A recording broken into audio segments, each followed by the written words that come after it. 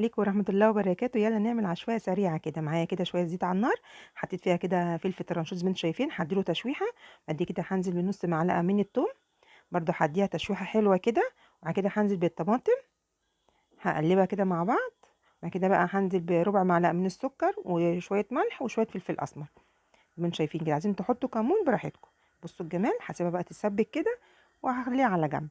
هنا بقى معانا جبنة بيضة هنحط عليها طماطم وبقدونس، وهنقلبها ونحط فوق منها شويه زيت. ممكن بقى لو ما عندكيش جبنه قريش ممكن تستخدمي الجبنه البيضاء زي ما انا استخدمت كده.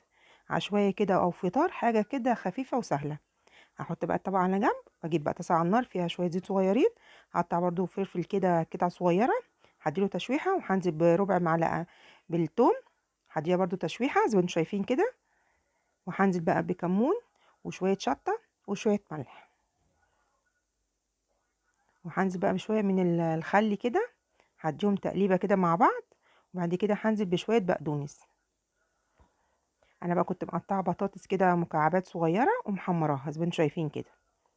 هنزل بقى كل ده في الخلطه، هديهم تقليبه كده وهطفي النار. بعد كده هحط عليها ربع معلقه من هريسه الشطه او هريسه الفلفل، وشويه بقدونس كده التزيين. بصوا ايه رايكم في الجمال؟ حاجه كده خفيفه. يا رب الوصفه تعجبكم.